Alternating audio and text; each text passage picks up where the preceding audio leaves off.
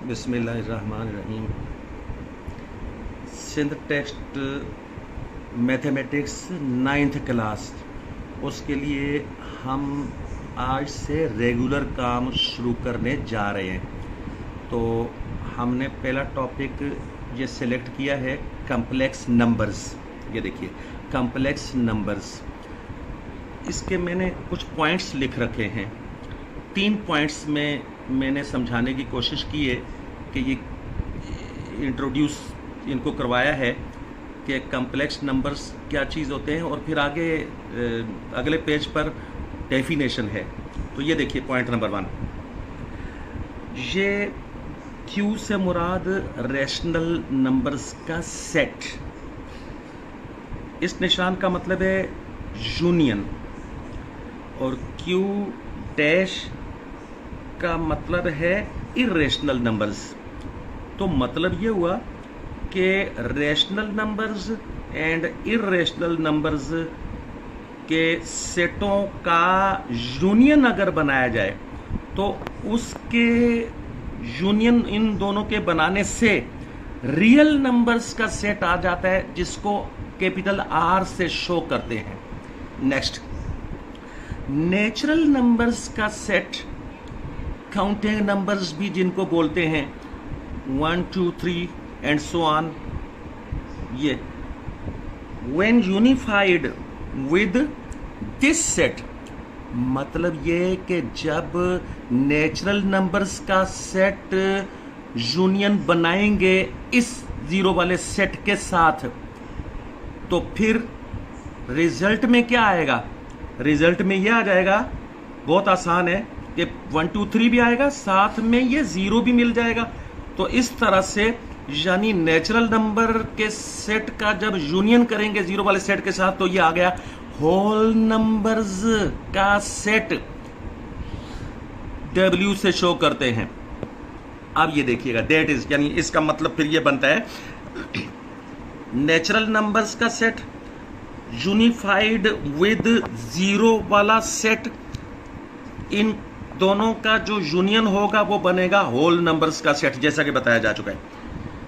Point number 3, ये when R is unified, यानी the set of real numbers is unified with this, बिल्कुल ऐसे कि जैसे नेचुरल नंबर्स के सेट को यूनिफाई किया ये जीरो वाले सेट के साथ, तो इसी तरह से ये रियल नंबर्स के सेट को जब यूनिफाई करेंगे, मिलाएंगे, जोड़ेंगे ये इसके साथ, तो फिर होगा क्या? इट गिव्स, आगे इन दोनों को मिलाने से, यानी ये वाला सेट और ये वाला सेट, उनको मिलाने से रिजल्ट क्या बनता है? रिजल्ट बनता है the set of complex numbers. तो ये आगे मजीद एक्सप्लेनेशन इसकी बाद में कहीं आती रहेगी। ये देखें डेफिनेशन ऑफ कम्प्लेक्स नंबर्स, ये a complex number is that which is of the form a plus ib, where a and b are the real numbers and I is the imaginary unit which is taken to be, ये root के अंदर -1। मतलब ये है कि iota को ये consider यानी करना है, रूट के अंदर -1 नंबर लिखा होगा तो इसको आयोटा की हैसियत में लिया जाएगा। और डेफिनेशन में ये बड़ी इंपॉर्टेंट बात है, ये ज़हन में रखना है, आगे चीज़ें आएंगी ये इस पर। a प्लस IB, a और b रियल नंबर्स हैं, इनको भी खास तौर पर याद रखना है।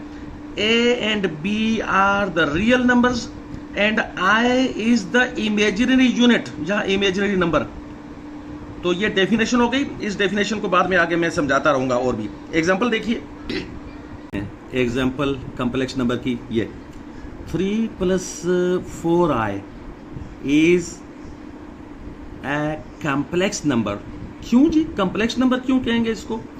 Because it is of the form this, क्योंकि ये जो है इसकी शक्ल इस जैसी है, मतलब है कि इसका बूथा इस जैसा है। तो आप देखें कैसे, ये ए के लिए जो है ये बताया था कि रियल नंबर होता है, ये देखें ना, a and b are real number. तो ये देखें, ये 3 और 4 ये रियल नंबर्स हैं, और आई जो है इमेजिनरी यूनिट हो गया। तो आप मैच करके देख लें, 3 एंड 4 के लिए ए एंड बी, और ये आई के लिए इमेजिनरी यूनिट आ गया। तो इस तरीके से इसको इसके साथ मैचिंग मिल गई, तो इसलिए ये जो है हो गया कॉम्प्लेक्स नंबर। हमने एक्सरसाइज जहां शुरू करनी है, एक्सरसाइज 1.5 सिंध टेक्स्ट की 9th क्लास की मैथमेटिक्स से ये है क्वेश्चन नंबर 1। क्वेश्चन नंबर 1 में ये कहा गया है कि ये इस तरह के क्वेश्चंस दिए हुए हैं, ये देखें 1 2 3 वो बुक में दिए हुए हैं, और उनकी जो शक्ल है वो तब्दील करके ऐसी बनानी है। अब ये देखिएगा, ये जो बुक में दिया हुआ है 1 2 3 ये ऑर्डर्ड पेयर्स दिए हुए हैं, तो मैंने इसलिए लिख दिया ऊपर ऑर्डर्ड पेयर, यानी कि ये कॉम्प्लेक्स नंबर्स जो हैं ये जितने भी नीचे जा रहे हैं, ये देखें ये सारे ये ऑर्डर्ड पेयर्स की शक्ल में हैं, और हमने इनको इस शक्ल में लिखना है। ये क्वेश्चन में यही कहा है कि ऐसी शक्ल में लिखो, तो इसलिए अब ये देखिएगा नंबर 1 का आंसर हमने क्या किया। ये आपने भी ये सीख लेना है कि ऑर्डर्ड पेयर में जो है वो आई लिखना नहीं होता। अगर आप आई यहां पर लिखेंगे तो गलत हो जाएगा, और अगर यहां पर ब्रैकेट खोलकर अगर आई को गायब करेंगे तो गलत हो जाएगा। तो इस तरह से सारे क्वेश्चंस के आंसर्स इस तरह बनेंगे। ये देखिएगा ऑर्डर्ड पेयर 1 एंड 2, इसकी जो ये दूसरी शक्ल है ये 1 + 2 i, ये 1 + 2 i, इसके लिए रखेंगे 2 + 2 i, तो ये देखिए 2 + 2 i कर दिया, और ये इसका रखेंगे 3 + 4 i, यानी कि ये देखिए ये 3 + 4 i, मतलब क्या कि ये रियल पार्ट है, और ये इस 4 को हम इमेजिनरी पार्ट बोलते हैं, आई को छोड़कर ये इमेजिनरी पार्ट है, ये रियल पार्ट है। यहां पर देखिए ये -1 रियल पार्ट हुआ, और ये कॉमे के बाद वाला जो 1 है ये इमेजिनरी पार्ट हुआ। लेकिन आई नहीं लिखना, मैंने फिर बता दिया आई यहां पर नहीं लिखना ऑर्डर्ड पेयर में, लेकिन जब ऑर्डर्ड पेयर के बगैर दूसरी शक्ल में लिखेंगे तो ये रियल पार्ट -1 आया, और साथ में जो दूसरा पार्ट है इमेजिनरी पार्ट ये 1 लिखने की जरूरत नहीं है, बस आई ही लिख दिया है। आगे ये देखिएगा -2 एंड 2 ये ऑर्डर्ड पेयर की शक्ल में है, और इसको जब दूसरी शक्ल में लिखेंगे तो ये -2 + 2 i, और इसी तरीके से ये भी आप लोग देख सकते हैं। ये देखिए जी क्वेश्चन नंबर 2 पार्ट नंबर 4, क्या कहा गया है कि जो गिवन नंबर्स होंगे उनका रियल पार्ट और इमेजिनरी पार्ट बताना है। तो ये तो बड़ी आसान बात हो जाएगी, जैसे कि मैं क्वेश्चन नंबर 1 में आपको बता रहा था ये रियल पार्ट है, ये इमेजिनरी पार्ट है। अब यहाँ पर देखिएगा, यहाँ तो सॉल्व चीज़ ही वो करनी है। ये गिवन नंबर जो है वो ये क्वेश्चन नंबर 4 में ये जो गिवन नंबर है उसको हमने Z से शो कर दिया, अपनी तरफ से Z लगाया, और ये किताब में दिया हुआ ये नंबर है क्वेश्चन। अब इसका आंसर कैसे लिखना है, यानी ये 10 RE का मतलब है कि रियल पार्ट, Z का मतलब है कि ये देखिए Z को हमने वो कॉम्प्लेक्स नंबर, यानी जो कॉम्प्लेक्स नंबर ये जो दिया हुआ है ये कॉम्प्लेक्स नंबर को हमने Z से शो किया। तो RE ऑफ Z का मतलब है कि real part of the complex number. तो वो कौन सा है, ये देखिएगा पहले वाला पार्ट, बगैर I वाला पार्ट जो है वो रियल पार्ट होगा, और I के साथ जो नंबर होगा रियल नंबर वो इमेजिनरी पार्ट होगा, याद रखिएगा। तो ये I के साथ -1 है, 1 दिखाई नहीं दे रहा, तो इस पूरे कॉम्प्लेक्स नंबर का जो इमेजिनरी पार्ट है वो है -1, तो इसलिए ये देखिए एंड IM ऑफ Z का मतलब है imaginary part of Z complex number Z का इमेजिनरी पार्ट -1, वो बताया कि 1 नजर नहीं आ रहा यहां पर। नेक्स्ट ये पार्ट नंबर 5 है, क्वेश्चन नंबर 2 ही का पार्ट नंबर 5। ये दिया हुआ है जी, उसमें क्वेश्चन दिया हुआ है और इसके वो इमेजिनरी पार्ट और रियल पार्ट और इमेजिनरी पार्ट मालूम करना है। तो हमने कैसे किया, पहले क्वेश्चन लिख दिया, उसको फिर इक्वल टू करके इसकी शक्ल चेंज की है। शक्ल चेंज की है का मतलब ये सॉल्व किया है, मतलब इस तरह से ब्रैकेट हटाई, इसके ब्रैकेट हटाने से कोई फर्क नहीं पड़ा, ये देखिए वैसे ही लिख दिया। लेकिन ये ब्रैकेट हटाने से ये माइनस को मल्टीप्लाई करके प्लस बनाया और आगे वैसी की वैसी चीज रख दी, बस इस तरह से। अब ये इसमें से रियल पार्ट और इमेजिनरी पार्ट तलाश करना बहुत आसान है।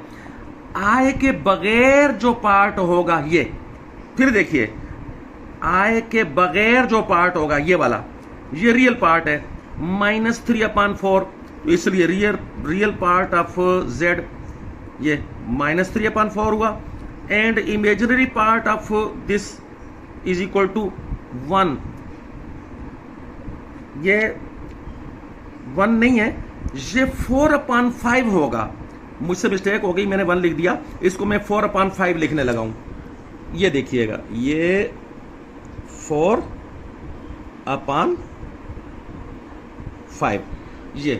ये हो गया इमेजिनरी पार्ट 4/5, ये प्लस के साथ हो गया। अच्छा, अब ये नए क्वेश्चन पर चलते हैं, यानी पार्ट नंबर 3, क्वेश्चन नंबर 2 का पार्ट नंबर 3। बुक में जो दिया हुआ क्वेश्चन है वो हमने उसको z से शो किया है। ये बुक में दिया हुआ ये है, z से हमने खुद शो किया है ऐसे करके, और फिर बहुत आसान हो गया, बस इस तरह से। 10 का मतलब है बस इस तरह से। Real part of the complex number is, तो मैंने आपको पहले ही बताया हुआ है, रियल पार्ट जो है वो बगैर आय वाला होगा। तो इसमें से देखिए बगैर आय वाला कौन सा है, ये नहीं है, ये है बगैर आय वाला -1। इसलिए ये आप ये मत जाइएगा इस बात पर कि पहले वाला और बाद वाला, पहले वाला और बाद वाला नहीं, बल्कि आय वाला और बगैर आय वाला। ये -1 जो है रियल पार्ट हो गया, ये देखें ये। और उसके बाद इमेजिनरी पार्ट जो है आपको बताया हुआ है कि आय के साथ जो नंबर होगा, ये इमेजिनरी पार्ट ये 2, आय को छोड़ देना है।